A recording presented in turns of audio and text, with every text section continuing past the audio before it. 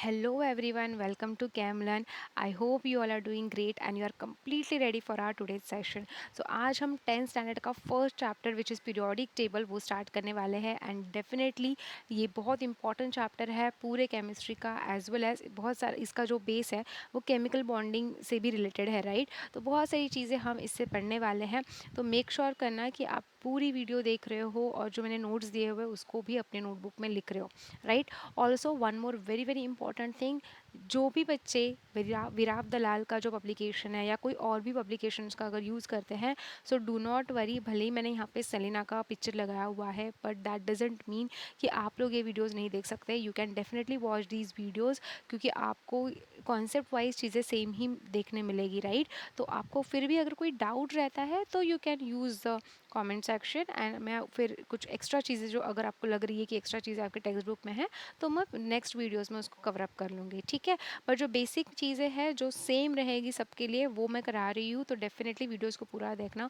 अगर आपको वीडियोस अच्छी लगती है मेक श्योर कि आप अपने फ्रेंड्स के साथ भी शेयर कर रहे हो सो दैट कि उनकी भी थोड़ी हेल्प हो जाए राइट। बोर्ड का पेपर देने वाले हो आप सब राइट, तो आप उनकी भी हेल्प कर सकते हो। और लाइक करना, वीडियोस को शेयर करना अपने फ्रेंड्स के साथ एंड कोई भी डाउट आती है तो comment section is there, so definitely use it properly. Okay, so let's start with our session.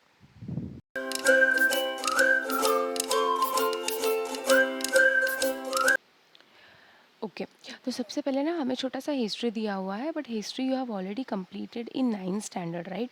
And that's Y हम क्या करेंगे, इसको अच्छे से थोड़ा रिवाइज करेंगे एंड देन हम आगे बढ़ेंगे, ठीक है। तो आप देख सकते हो यहाँ पे डोबेराइनर और न्यूलैंड एंड मेंडलीव के बारे में दिया हुआ है, ठीक है। तो एक एक करके इनके बारे में रिवाइज करते हैं।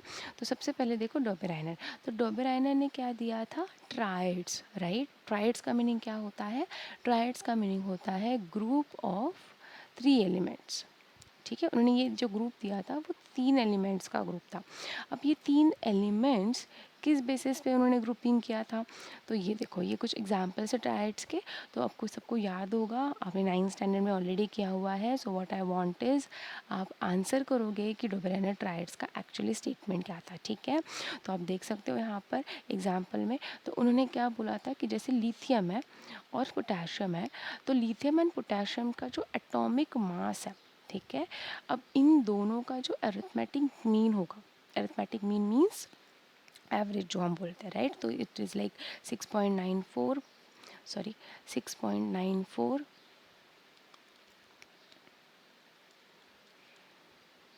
जस्ट अ सेकेंड, ठीक है। तो ये जो 6.94 होता है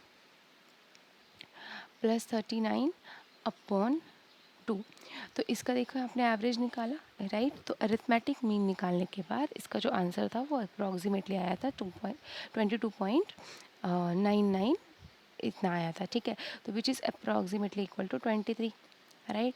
तो it means what he said, he gave the group of 3 elements in which the first and the arithmetic mean of first and third element, okay, third element of what, like atomic mass, arithmetic mean of atomic mass of first and third element will be equal to the atomic mass of the middle one, ठीक है।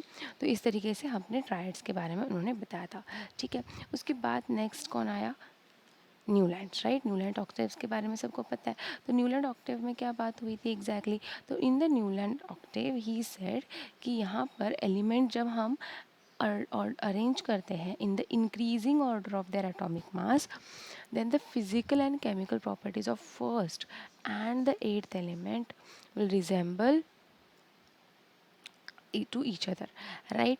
तो इनकी जो physical and chemical properties है वो क्या हो रही थी, रिजेंबल हो रही थी राइट। अब रिजेंबल होने का मीनिंग होता है they are similar right, they are not completely same but they are similar. तो जैसे हमारे ये होते हैं ना म्यूजिकल नोट्स होते हैं सा रे ग म प ध नि सा, तो उसमें हम क्या बोलते हैं कि जो फर्स्ट सा है ना और जो लास्ट सा होता है वो कैसे होता है, सिमिलर साउंड करता है कि नहीं। हाँ म्यूजिकली उसका देखा जाए pitch wise it is different but जो आपका साउंड होता है वो सिमिलर होता है, इट्स लाइक सा ओनली राइट। एंड उसी तरीके से उन्होंने भी ऐसे ग्रुप ऑफ 8 एलिमेंट्स दिए हुए थे जो वहाँ पर उन्होंने म्यूजिकल नोट्स का एग्जाम्पल देख के एक्सप्लेन किए थे। नाउ अगेन उस टाइम पे कुछ 60 एलिमेंट्स डिस्कवर हुए थे एंड ये जो ट्रिक थी वो आई थिंक अराउंड 32 या 35 कुछ एलिमेंट्स के लिए ही एप्लीकेबल थी। ठीक है, दैट्स वाई ये वाली चीज़ भी फिर आगे नहीं गई। फिर next the most most most important person, that is Dmitry Mendeleev. Yes, because he was the person जिन्होंने एक्चुअल में सबसे पहले पीरियोडिक टेबल का जो कॉन्सेप्ट है ना वो दिया। ठीक है, Henry Mosle was the not the first one जिन्होंने एक्चुअल में पीरियोडिक टेबल के बारे में बोला था। ठीक है, पीरियोडिक टेबल ये जो कॉन्सेप्ट है ना जो हम अभी पढ़ते हैं, अभी भी पढ़ते हैं, तो वो वाला मेंडलीव ने दिया था। तो what he said that element properties are periodic function of their atomic weight।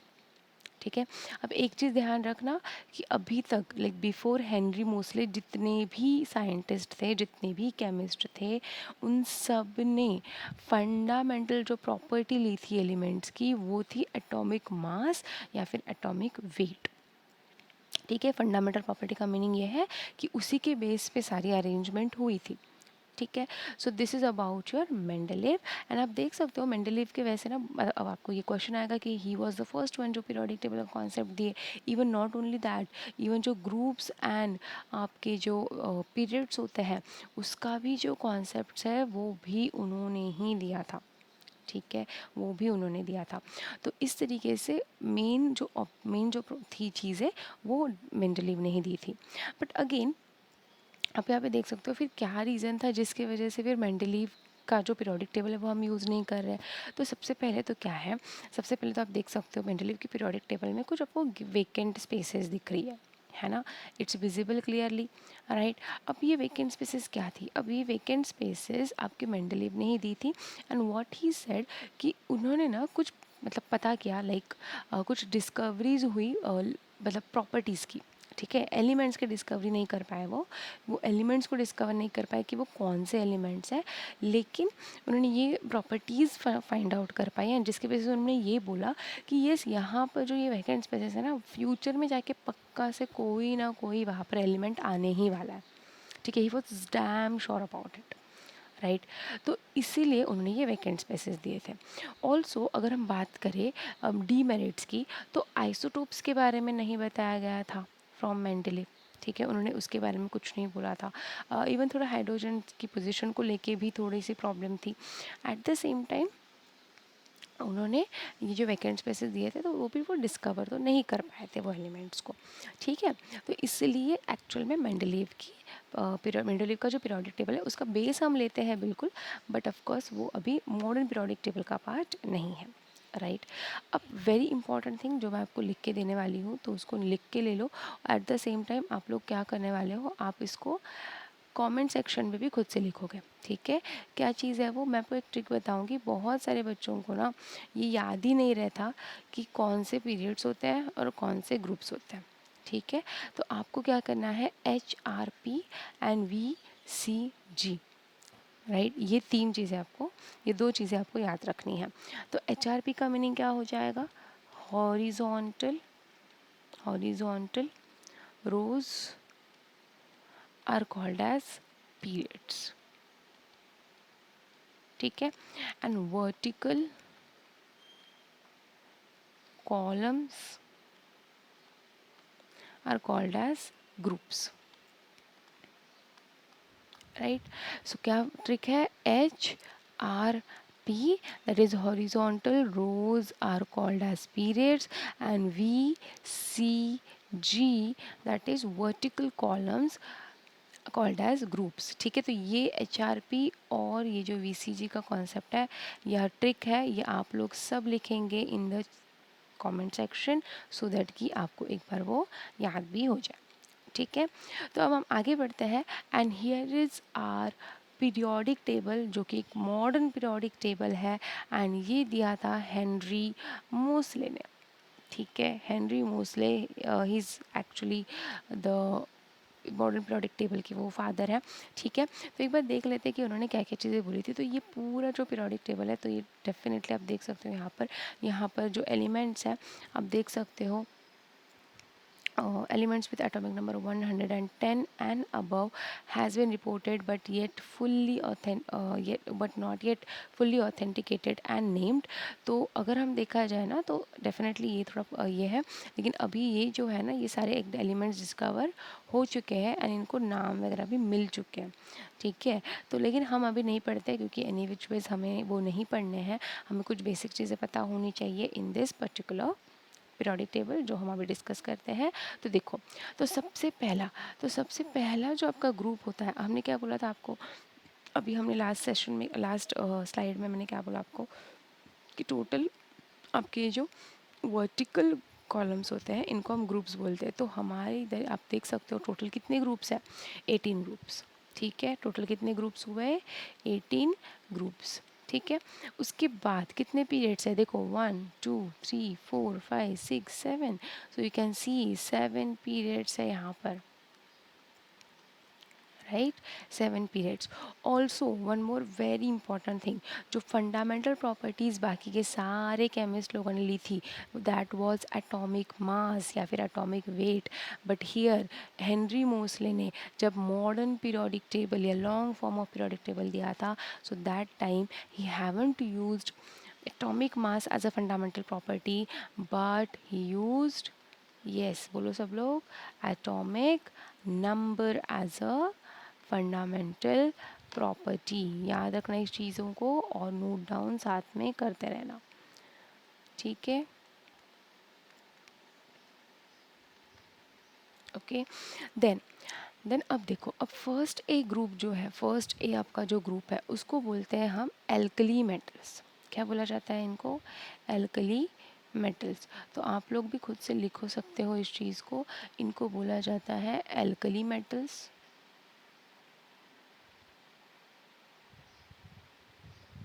ठीक है। बाद में सेकंड ए को बोलते हैं alkaline earth metals, alkaline earth metals.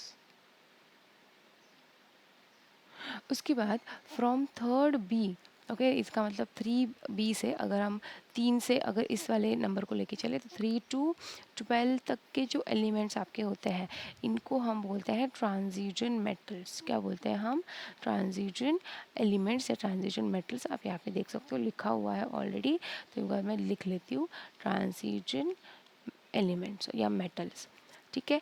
अब ये जो ट्रांजिशन मेटल्स है वो कहाँ से कहाँ है, थर्ड ग्रुप से लेकर 12, ठीक है। इस चीज़ को सबको याद रखना है, ओके। अब आते हैं नेक्स्ट, अब 13 ग्रुप से 17 तक ये एक्चुअल में आपके नॉन मेटल्स होते हैं, बट जैसे कि एल्यूमिनियम वगैरह, एल्यूमिनियम कैलियम ये सारे नहीं होंगे, लेकिन जनरली ये जो एलिमेंट्स हैं इनको हम बोलते हैं नॉन मेटल्स का ग्रुप, ठीक है। बट इसमें मेटलॉइड्स भी आपको दिखेंगे, हेलोजेंस भी दिखेंगे, राइट, जीरो ग्रुप एलिमेंट्स भी इसमें है, ठीक है, पी ब्लॉक में। तो सबसे पहले तो देखो नोबल गैसेस, तो नोबल गैसेस कौन सी है, helium, neon, argon, krypton, xenon and radon, ठीक है। मतलब ना इसको याद रखने का एक तरीका होता है, दैट इज़ हीना, नीना और करीना से रोना, ठीक है। क्या बोला मैंने, हीना, नीना और करीना से रोना। तो इतने ही आपके नोबल गैसेस हैं, इनको हम ज़ीरो ग्रुप एलिमेंट्स भी बोलते हैं। क्यों बोलते हैं बताओ, ज़ीरो ग्रुप एलिमेंट्स लिखो कमेंट्स में आंसर, यस, पता है किसी को। तो ज़ीरो ग्रुप एलिमेंट्स इनको हम इसलिए बोलते हैं, इट्स बिकॉज, आप पॉज करो वीडियो को एंड देन आप लिखो, ठीक है, और फिर चेक करना कि आप करेक्ट है कि नहीं, ओके। तो ज़ीरो ग्रुप एलिमेंट्स का मीनिंग क्या हो गया, एक्चुअली इनकी जो वैलेंसी होती है वो ज़ीरो होती है, राइट, क्योंकि ये किसी के साथ भी कंबाइन नहीं होते हैं, राइट, वो स्टेबल एलिमेंट्स होते हैं, दैट्स वाई। उसके बाद अगर हम बात करें 13 to 17, तो 17 ग्रुप जो है दैट इज़ फ्लोरीन, फ्लोरीन वाला जो आपका हेलोजन फैमिली जो है आपकी। अब हेलोजन फैमिली जो है इसको भी याद रखने का तरीका है, that is first class biryani I ate, ठीक है, इनको बोलते हैं हम हेलोजेंस। ये क्या है, हेलोजेंस, ठीक है। फिर ये आपकी देखो, अब देख सकते हो 16 group elements, oxygen family, nitrogen family 15, carbon family 14 group elements, and यहाँ पर यह है आपका boron, that is 13 group elements, ठीक है। क्लियर हुआ यहाँ तक सबको। राइट। तो ये बेसिक आपकी चीज़ें हैं जो आपको इवन यहाँ पर भी दी गई है। आप यहाँ पे देख सकते हो कि ग्रुप वन को बोलते हैं एल्कली मेटल्स, ग्रुप टू को बोलते हैं अल्कलाइन अर्थ मेटल्स, 3 से लेकर 12 तक ट्रांजिशन एलिमेंट्स बोला जाता है। And they have their 2 outer most shells incomplete. ठीक है, तो वो तो डिटेल में हम पढ़ेंगे जब देखेंगे। उसके बाद ग्रुप 13 आपको है जो boron family, 14 is a carbon family, 15 is a nitrogen family, 16 is oxygen family, 17 is halogens, and group 18 will be your zero group elements, जिसको हम नोबल गैसेस भी बोलते हैं या तो इनर्ट गैसेस भी इनको बोला जाता है। Simple, right. अब आप बोलेंगे कि ये वाला क्या है, ये जो लैंथेनाइड और एक्टिनाइड की सीरीज़ है, तो इनको हम इनर ट्रांजिशन एलिमेंट्स बोलते हैं स्टूडेंट्स। क्या बोलते हैं हम? Inner transition elements. आप देख सकते हो यहाँ पे लिखा भी हुआ है। ठीक है, ये क्या हो गई आपकी इनर ट्रांजिशन एलिमेंट्स। तो अब इनर ट्रांजिशन एलिमेंट्स को तो हमें ज़्यादा नहीं पढ़ना है, लेकिन कुछ नोट यहाँ पे दिए हुए हैं जिसको हम रीड करेंगे। ठीक है, तो वैसे कुछ करना नहीं है इसको ज़्यादा, इसके ऊपर कुछ क्वेश्चंस नहीं आने वाले, बट आप इसको रीड डेफिनेटली एक बार कर लेना। ठीक है, अब आते हैं इम्पॉर्टेंट पार्ट पे। जैसे मैंने थोड़ी देर पहले आपको बताया था कि देखो इधर पीरियड्स दिए हुए हैं, तो हमने थोड़ी देर पहले देखा ऑलरेडी। तो HRP horizontal rows are called as periods, right. अब यहाँ पर क्या होता है, जो पीरियड्स होता है ये बहुत इंपॉर्टेंट चीज़ है, इसको ना मार्क कर लो अपने टेक्स्ट बुक में या नोटबुक में। अभी लिख रहे हो तो लिखो कि the number of shells present in an atom determines it's period. इसका मतलब क्या हुआ कि पीरियड के नंबर से आप ये पता कर सकते हो कि कितने नंबर ऑफ शेल्स उस एटम में। अब ये कैसे हुआ, ये कैसे पता चलेगा? तो देखो मैं आपको बताती हूँ। ठीक है, अब आपको मैं यहाँ ये देखो यहाँ पर। ठीक है, तो आपको यहाँ पर मैंने ग्रुप 1 एलिमेंट लिखा हुआ है, एंड आप देख सकते हो हाइड्रोजन है, लिथियम है, सोडियम है, पोटेशियम, रुबिडियम, सीजियम। तो एक यहाँ से ग्रुप स्टार्ट होंगे आपके, यहाँ से आपका पीरियड स्टार्ट होंगे 1 2 3 4 5 और 6। ठीक है, अब मैंने क्या बोला आपको, अब हमने क्या बोला कि जो पीरियड्स होते हैं, अच्छे से सुनो। ठीक है, कि जो आपके पीरियड्स होते हैं इनसे हम मतलब बेसिकली इनके ये किससे डिटरमाइन होते हैं? Number of shells, right. ये किससे डिटरमाइन होते हैं? Number of shells. ठीक है, तो नंबर ऑफ शेल्स से अगर वो डिटरमाइन हो रहे हैं, तो आप देखो hydrogen is present in the first period, तो इसके पास कितने शेल्स हैं? Only 1। Lithium is in second, so अब देखो 2 शेल्स है, बीच में न्यूक्लियस है यहाँ पर, और आजू बाजू में 2 आपके शेल्स है उसके अराउंड। ठीक है, देन अगर हम सोडियम की बात करें तो सेम अगेन आप देख सकते हो फर्स्ट सेकेंड थर्ड, है ना, के एलिमेंट शेल जो बना रहे होते हैं। और यहाँ पर पोटेशियम फोर्थ है, तो यहाँ पे 4 शेल्स है। Rubidium is fifth, so 5 shells are there. Caesium is 6, so 6 shells are there, right? So you can see कि from number of shells we can also determine the period of that particular atom. ठीक है, ठीक है, तो ये आपके इसके बारे में तो नहीं होगा, मतलब it will not happen here. ठीक है, लेकिन हाँ इस तरीके से आप देख सकते हो। अब यहाँ पर दूसरी होती है मतलब प्रॉपर्टी, तो वो हम देखेंगे क्या होती है। ठीक है, तो सबसे पहले कुछ चीज़ें बेसिक है जो हम देखेंगे, उसके बाद हम आगे बढ़ेंगे। अब यहाँ पर हमने देख लिया। अब देखो, अब नेक्स्ट कॉन्सेप्ट है पीरियोडिसिटी। अब ये one of the important concept है। ठीक है, अभी तक जो हम देख रहे थे इट वाज ऑल बेसिक्स, थोड़ा बहुत इसमें से आपको पता भी होगा, लेकिन पीरियोडिसिटी जो चीज़ है ये बहुत इंपॉर्टेंट है समझना, क्योंकि पीरियोडिसिटी से ही अगर आप बेसिक समझ गए ना इसका, तो बाद में ये चैप्टर आपको इतना ईजी लगेगा कि कुछ लगेगा भी नहीं। ठीक है, बहुत ईजी है। तो सबसे पहले पीरियोडिसिटी, तो फिर देखो स्टार्टिंग में मैंने आपको बताया था पीरियोडिक का मीनिंग क्या होता है, जो एक सर्टन टाइम के बाद फिर से रिपीट होती है, उस चीज़ को हम पीरियोडिक बोलते हैं। तो पीरियोडिसिटी का मीनिंग क्या होगा? तो देखो पीरियोडिसिटी का मीनिंग है द प्रॉपर्टीज दैट रीअपियर, है ना, देखो फिर से अपीयर हो रही है, फिर से क्या हो रही है आपकी, रिपीट हो रही है, right, at regular intervals, or in which there is gradual variation, right, at regular intervals। जो भी चीज़ है वो रेगुलर इंटरवल्स पे होती है। इट मीन्स वो जो फिजिकल एंड केमिकल प्रॉपर्टीज़ है वो रेगुलर इंटरवल पे क्या हो रही है, रिपीट हो रही है, एंड इसी प्रॉपर्टीज़ को हम बोलते हैं पीरियोडिक प्रॉपर्टीज़। और इस फिनोमेनन को we call it as periodicity of elements. Simple, easy, right. नहीं समझ में आ रहा है तो इजी है, ज़्यादा कुछ नहीं है। आपको पीरियोडिसिटी का अगर क्वेश्चन आ भी गया, वैसे आता नहीं है कि पीरियोडिसिटी क्या है बताओ, डेफिनेशन बताओ, जनरली तो नहीं आते हैं ऐसे क्वेश्चंस, क्योंकि इसके बाद का जो हम पार्ट देखने वाले हैं that is the most important part, जिसके ऊपर ज़्यादा क्वेश्चंस आने वाले हैं। तो आई डोंट थिंक सो कि आपको याद रखने की कोई ज़रूरत है, बट ठीक है, अगर आपको याद रखना है 1 मार्क का, अगर आपको लगता है कि आ सकता है तो यू कैन डायरेक्टली मेमोराइज। ठीक है, बट ईजी है, आप समझ सकते हो कि प्रॉपर्टीज़ और केमिकल प्रॉपर्टीज़ और क्या फिजिकल प्रॉपर्टीज़ रिपीट हो रही है, बेस्ड ऑन दैट ही हम ये देख रहे हैं। ठीक है, अब कॉज क्या है पीरियोडिसिटी का। ठीक है, अब हमने एटॉमिक नंबर देखा था कि it was the fundamental property. अब एटॉमिक नंबर क्या डिटरमाइन होता है, एटॉमिक नंबर से क्या डिटरमाइन होता है, इलेक्ट्रॉनिक कॉन्फ़िगरेशन, है ना, ऑफ कोर्स वही होता है ना। तो उसके बाद तो अभी आप में से अगर कोई बच्चा है जिसको नहीं पता, तो देखो सिंपल सी बात है ना कि लिथियम है, तो लिथियम का एटॉमिक नंबर जो होता है वो कितना होता है, 4 होता है। तो इसका जो ये हो जाएगा, अ,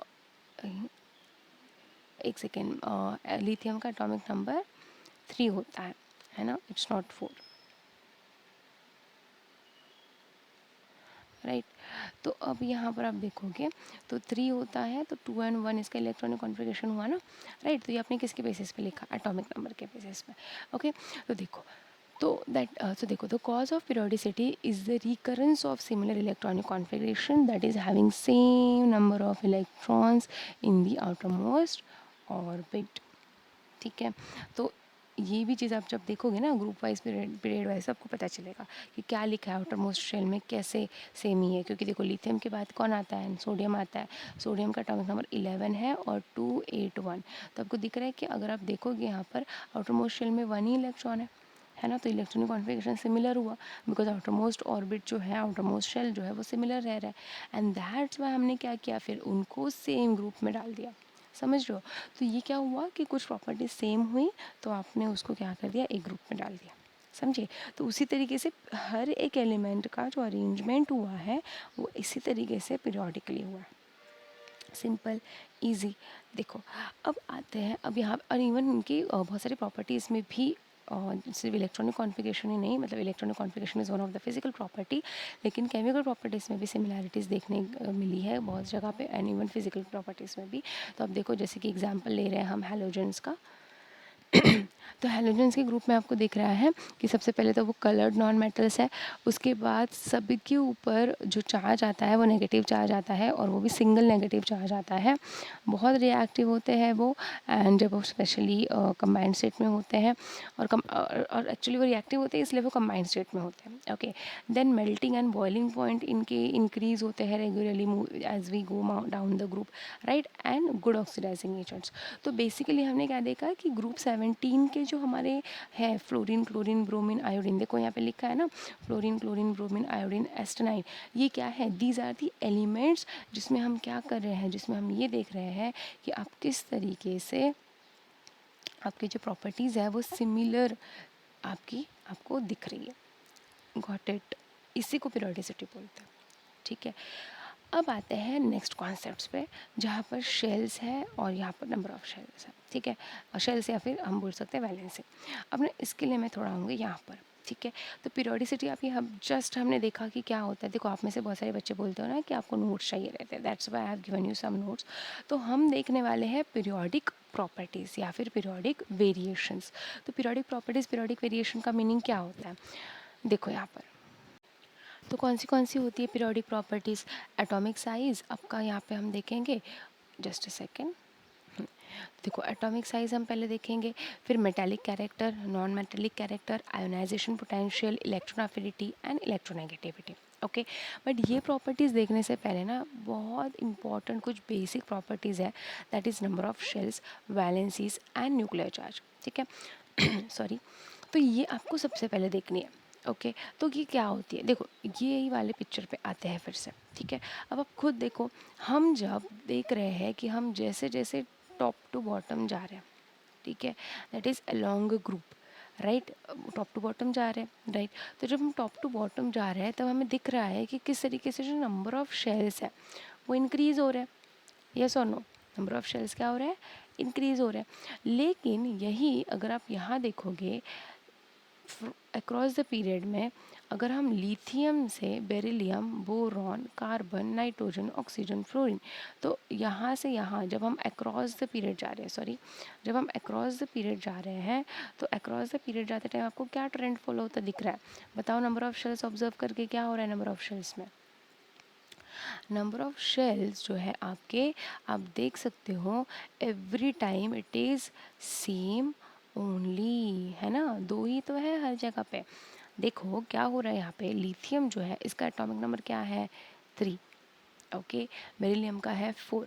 तो इलेक्ट्रॉनिक कॉन्फ़िगरेशन क्या हो गया लिथियम का? 2 एंड 1। ओके, 4 है अगर बेरिलियम का एटॉमिक नंबर, तो इलेक्ट्रॉनिक कॉन्फ़िगरेशन क्या हो गया? 2 एंड 2। बोरॉन है, बोरॉन का एटॉमिक नंबर 5 है, तो 2 एंड 3। सो एवरी टाइम जो एक इलेक्ट्रॉन है वो सेम शेल में ही क्या हो रहा है? ऐड होता जा रहा है। इट मीन्स जब हम बात करते हैं अलोंग द ग्रुप, मतलब जब हम टॉप टू बॉटम जाते हैं, तब हमने ये देखा टॉप टू बॉटम के केस में जो आपके नंबर ऑफ शेल्स है, ठीक है, टॉप टू बॉटम के केस में नंबर, मैं नोट दूंगी इसके, so don't worry. So number of shells है तो वो क्या हो रहा है आपके? इंक्रीज हो रहा है, right. But number of shells जब हम अक्रॉस द पीरियड, मतलब लेफ्ट टू राइट जा रहे हैं, उस केस में क्या हो रहा है? It is decreasing. Yes, decreases, right. अब डिक्रीज, अच्छा एक सेकेंड, हम नंबर ऑफ शेल्स बोल रहे हैं ना, तो number of shells remain same, size decrease होती है। अब ये क्यों होता है इसके बारे में हम डिस्कस करेंगे। जो आपका ये होगा number of shell that will remain same, क्योंकि दो ही है आपके, ठीक है, तो आपके नंबर ऑफ शेल्स में कोई प्रॉब्लम नहीं आ रही है, ठीक है, इट रिमेन्स सेम। ओके, तो सेम शेल में ही इलेक्ट्रॉन ऐड होते जा रहे हैं। सिंपल है, दिख रहा है आपको यहाँ पर किस तरीके से ये चीज़ें हो रही है, ठीक है। तो हम ना ऐसे ही सारे जो पीरियोडिक प्रॉपर्टीज़ है ना, ऐसे ही पढ़ने वाले हैं, मतलब ये ग्रुप लेंगे और ये आपके एक आपका पीरियड लेंगे और इसी के बेसिस पे हम पढ़ेंगे। तो पहला पॉइंट सबको क्लियर हुआ कि number of shells top to bottom, मतलब जब हम अलोंग अ ग्रुप जाते हैं तब इंक्रीज हो रहा है, and when you are going from left to right, that is across a period, that time the number of shells remains same. Okay, अब नेक्स्ट पॉइंट है दैट इज़ एटॉमिक साइज, वो हम बात करते हैं, लेकिन उसके पहले थोड़ा सा वैलेंसी के बारे में डिस्कस कर लेते हैं, ठीक है। अब वैलेंसी क्या होता है? अब वैलेंसी से पहले एक काम करते हैं, न्यूक्लियर चार्ज मैं आपको बता देती हूँ, बिकॉज न्यूक्लियर चार्ज थोड़ा सा आप रिलेट जल्दी कर पाओगे, और इससे कि इसके साथ एक्चुअली आप एटॉमिक साइज़ को भी समझ पाओगे कि क्यों यहाँ पे डिक्रीज़ हो रहा है। अब देखो सिंपल सी बात है, हम सब ने बचपन में पढ़ा हुआ है, ठीक है, क्या पढ़ा हुआ है हमने? बचपन में नहीं, जब हम एटम्स पढ़ना स्टार्ट किए थे तो हमने ये पढ़ा हुआ था, देखो हमने ये पढ़ा हुआ था कि जितने आपके नंबर ऑफ प्रोटॉन्स होते हैं, ठीक है, जितने भी आपके नंबर ऑफ प्रोटॉन्स होते हैं, ठीक है, वो इक्वल होंगे नंबर ऑफ इलेक्ट्रॉन्स से। ये सुनो, राइट, हमने क्या पढ़ा था? याद करो 8 स्टैंडर्ड का स्ट्रक्चर ऑफ एटम, राइट। अभी भी याद नहीं है तो स्ट्रक्चर ऑफ एटम की वीडियो है बनी हुई, आप देख लो सब, ठीक है। तो हमने क्या देखा था? हमने देखा था कि जो एटम होता है वो इलेक्ट्रिकली न्यूट्रल होता है। अब इलेक्ट्रिकली न्यूट्रल होने का मीनिंग क्या हो गया? इलेक्ट्रिकली न्यूट्रल होने का मीनिंग हो गया कि प्रोटॉन्स और इलेक्ट्रॉन्स का जो नंबर है वो सेम है।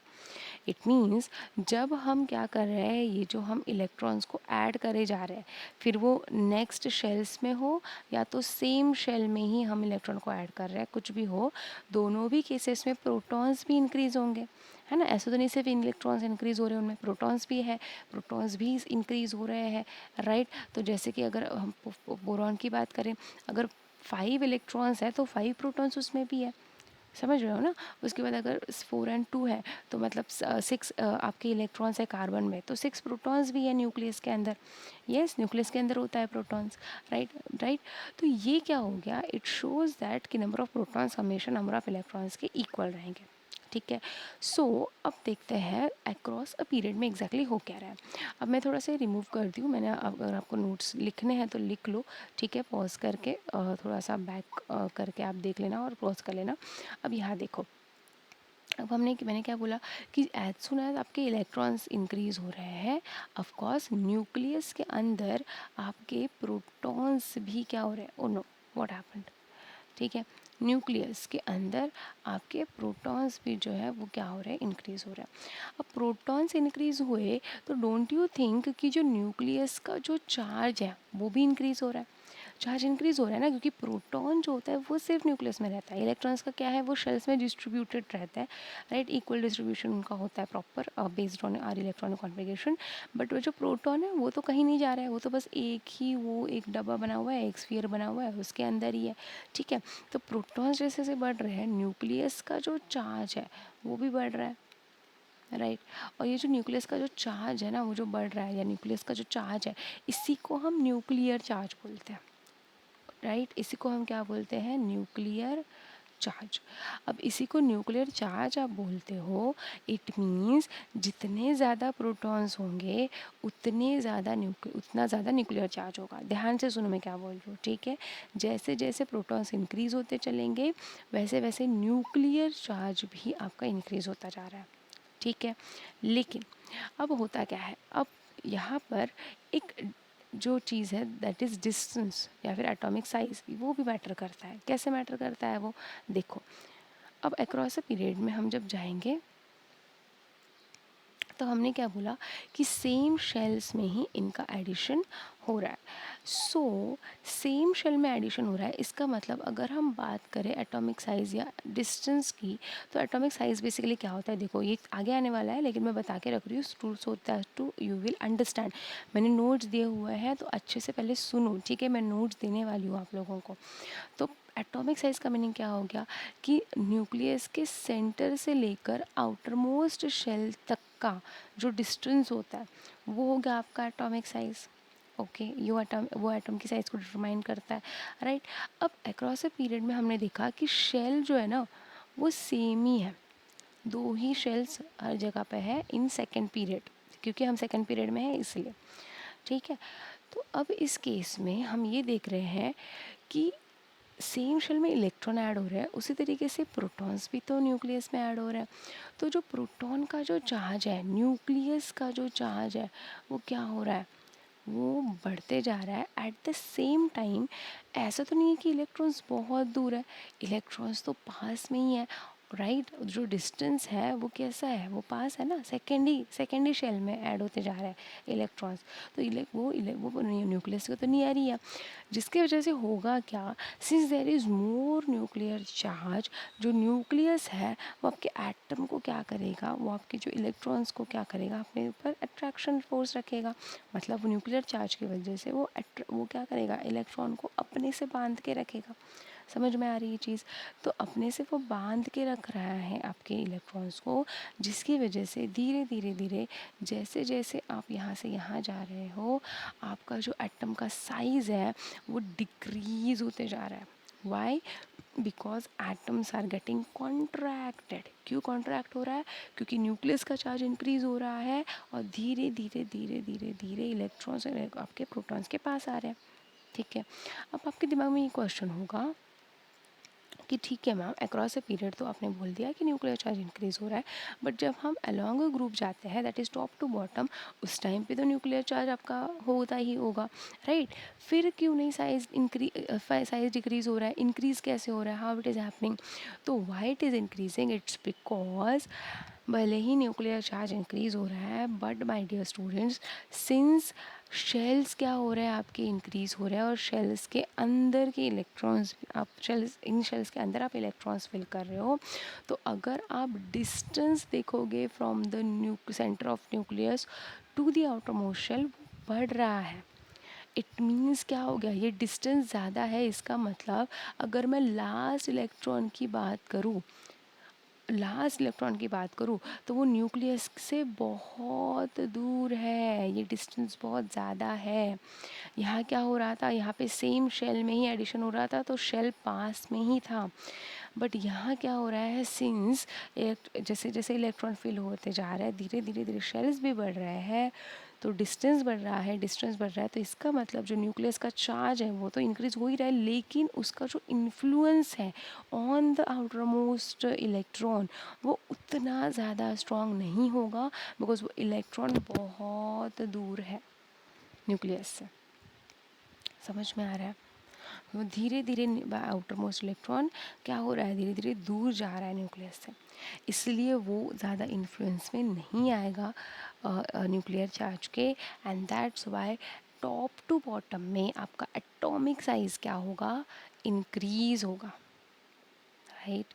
और लेफ़्ट टू राइट में आपका एटॉमिक साइज डिक्रीज होगा, बिकॉज क्या बोला मैंने, increase in nuclear charge and less in size. Size तो ऐसे नहीं बोलोगे, यही बोलोगे कि आपका डिक्रीज हो रहा है, सॉरी नॉट डिक्रीज, इंक्रीज हो रहा है nuclear charge. Got it, clear हो गया? Any doubt so far? Right, okay. अब आते हैं थोड़ा वैलेंसी पे, ठीक है।